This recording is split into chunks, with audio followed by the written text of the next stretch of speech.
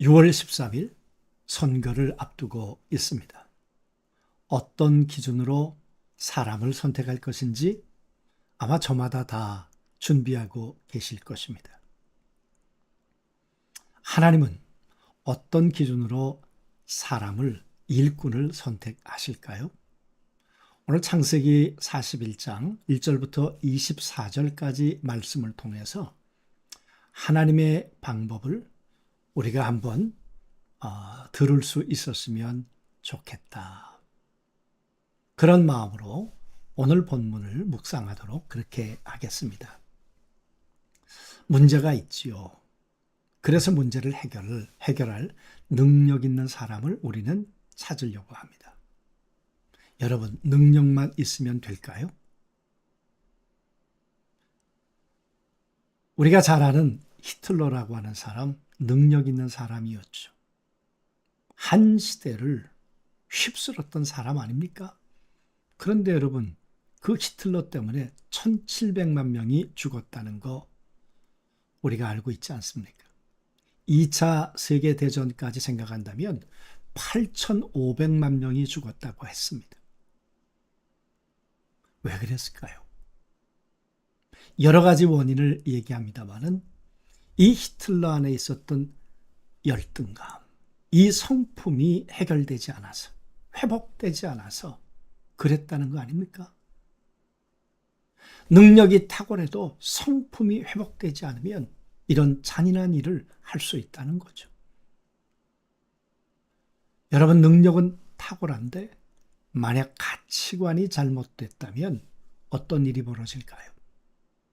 스탈린이라고 하는 사람 때문에 2천만 명이 죽었다. 그렇게 얘기합니다. 자신과 반대되는 이념을 가지고 있는 사람을 가차없이 죽였다고 했습니다. 그리고 그 사람 안에는 늘 두려움이 있다고 했습니다. 해결되지 않는 이 성품과 이 가치관, 이념, 이 이념이 합쳐져서 그의 능력을 사람을 2천만 명을 죽이는데 사용했다. 무시무시한 얘기 아닙니까? 예수님은 나 죽어 너 살아라 십자가에 매달리셨죠. 그런데 스탈린은 너 죽어라 내가 살겠다 그랬다는 거 아니에요? 여러분, 가치관이 잘못되면 이렇게 사람과 세상을 파괴한다는 거죠. 그런 면에서 오늘 하나님은 어떤 기준으로 요셉을 준비하고 세우고 계셨을까? 그 말입니다. 오늘 8절 말씀해 보면 바로가 사람을 보내어 애굽의 모든 술객과 현인들을 불렀으나 그것을 바로에게 해석하는 자가 없었더라. 요셉이 감옥에 있는 동안에 세상이 뒤숭숭해졌습니다. 바로가 꿈을 꾸었는데 아무도 그 꿈을 해석해 줄 사람이 없었습니다. 한 나라의 왕으로서 얼마나 답답한 일이었겠습니까? 여러분, 그때 어떤 일이 벌어졌을까요?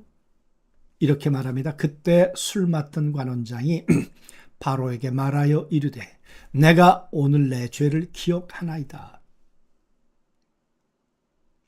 여러분, 이게 무슨 얘기입니까?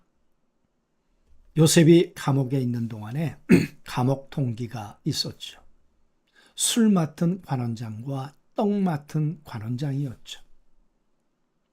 이 사람들이 꿈을 꾸었는데 해석을 못했습니다. 그때 두 사람에게 해석을 해 주었습니다. 한 사람은 죽겠지만 한 사람은 살아서 나가게 될 것입니다. 그런데 여러분, 그 해석대로 되었습니다. 그때 요셉이 부탁했습니다. 나가면 날 좀 풀어달라. 나는 억울하다. 그런데 여러분, 2년을 잊고 살았습니다. 바로가 이 꿈을 해석하지 못할 때 사람들 바로 앞에서 그때 이게 내 죄구나. 내가 잊고 살았었구나. 그리고 바로에게 이야기를 했죠. 그랬더니 바로가 사람을 보내어 요셉을 부르매 그들이 급히 그들을 옥에서 내놓은지라. 하나님이 요셉을 이런 사건을 통해서 감옥에서부터 바로 앞에 지금 세운 것이죠. 얼마나 두렵고 떨리는 자리였겠습니까? 만약 해석을 한다면 바로 앞에서 요셉이 살 수 있었겠습니까? 바로 앞에 꿈을 해석해 주었습니다. 그리고는 이렇게 말합니다. 내가 아니라 하나님께서 바로에게 편안한 대답을 하시리이다. 내가 꿈을 해석하는 것은 내 능력이 아닙니다. 하나님이 주시는 지혜를 가지고 내가 당신에게 답을 할 것인데, 그리고 하나님이 주시는 답이라면 당신은 샬롬을, 평안을 얻게 될 것입니다. 그러니까 요셉은 나의 능력이 내 것이 아니라는 거예요. 하나님의 것이라는 거예요. 여러분, 어떻게 이런 일이 가능했을까요? 요셉이 13년 동안 노예로 팔려오고 노예로 살면서 감옥에 있는 동안에 하나님과 별개로 살았다면 이런 일이 일어날 수 있었을까요? 얼마나 하나님과 친밀하고 하나님의 음성을 듣는 일에 예민하고 그리고 민감했기 때문에 이런 일이 벌어지지 않았겠는가 그 말이죠.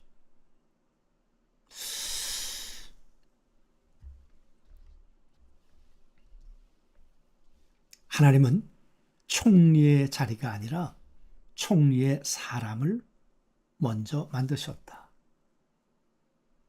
보디발의 집에 노예가 되어서 살았습니다. 그런데 지나고 보니까 그곳에서 행정과 질서를 배우게 되었다. 요셉이 능력을 갖추게 되었죠.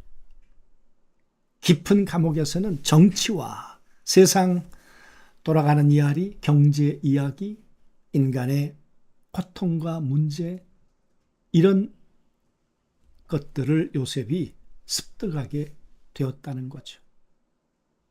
13년의 고난을 통해서 하나님을 깊이 교제하는 동안에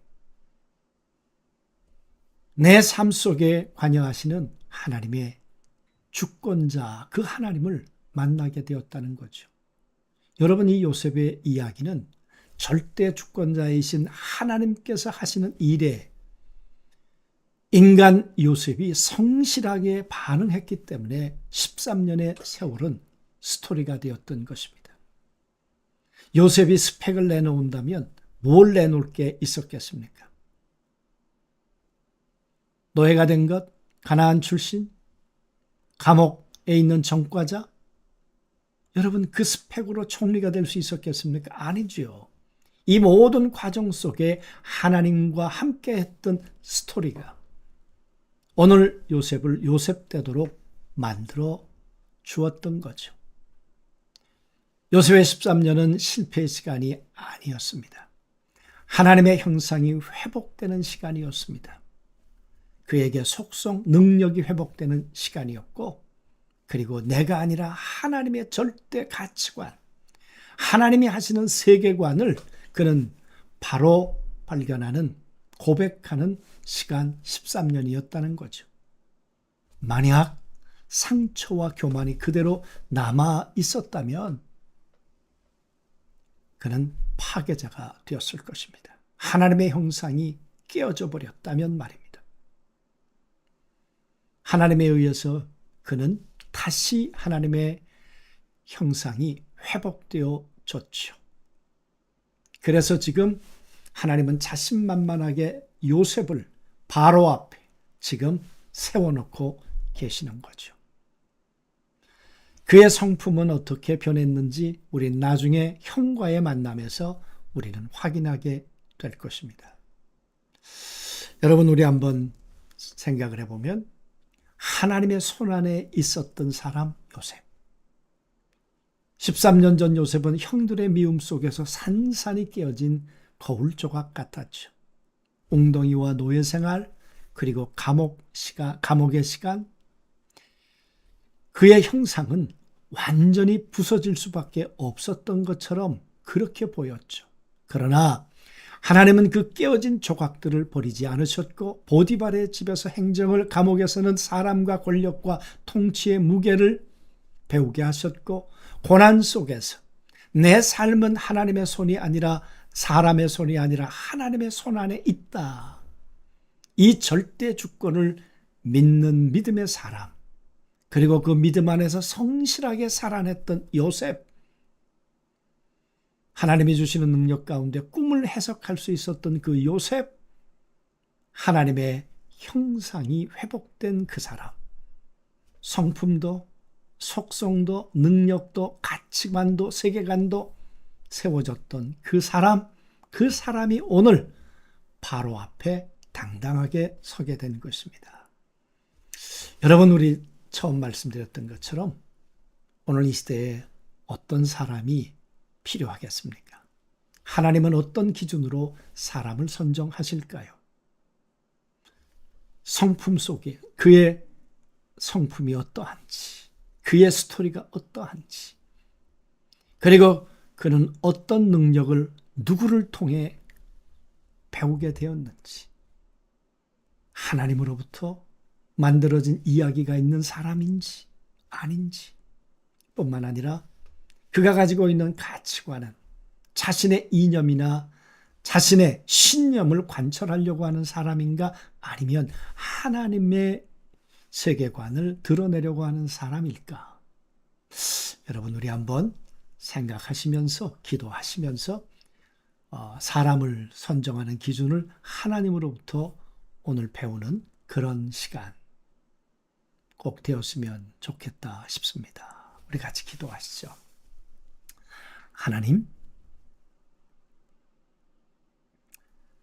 하나님이 어떤 사람을 어떤 기준으로 세우는지 요셉을 통해 오늘 분명히 보았습니다.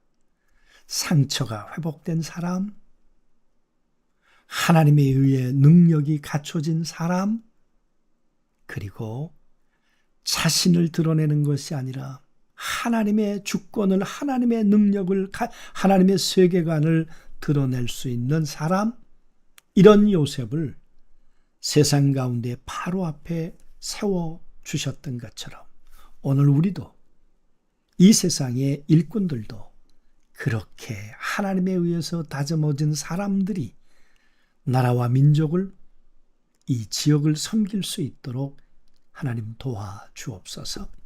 예수님의 이름으로 기도하옵나이다. 아멘.